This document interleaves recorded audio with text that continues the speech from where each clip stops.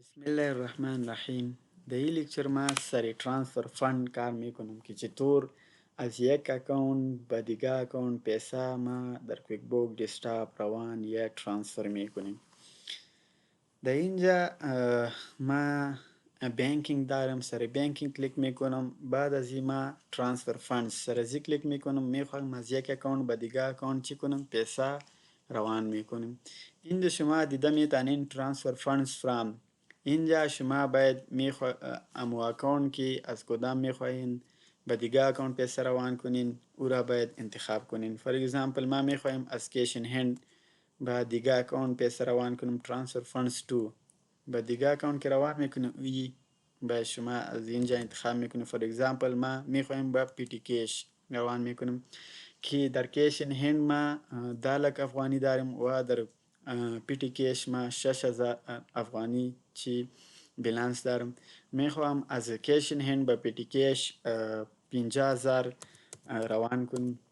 اینجا شما اماونتی نوشته کنین که کدام شما میخواین انتقال یا ارسال کنین از یک اکاونت به دیگه. اینجا که هستن میمو هستن فندز ترانسفر. شما دیگه چیزم اضافه کرده میتونین یا این کفایت میکنه. سرینی سیف این کلیک میکنم. اینجا کیش ان هند ما چی شد؟ 9,50,000 شد، پیش 10 لک بود. اگر میخواین از یک بانک اکاونت از مثال فور ایگزامپل ایفین بانک اکاونت است، از ما یا از یو اس دی اکاونت پیسه به دیگه اکاونت روان میکنم.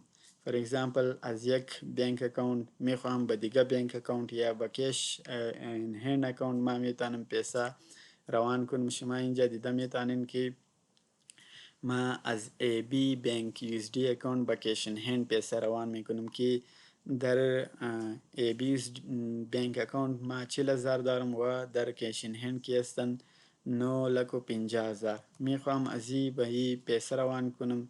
ما فور ایگزامپل 10,000 افغانی دلار برش روان میکنم. اینجا ما اماونت نوشته میکنم و سیف نیو کلیک میکنم. ای 30,000 شد. اگر میخواین از کیش ان هند با بانک اکاونت پیسه روان میکنم. اینجا ما بانک اکاونت انتخاب کرده میتونم. این بیلانس 30,000 دلار داره و این 9,60,000.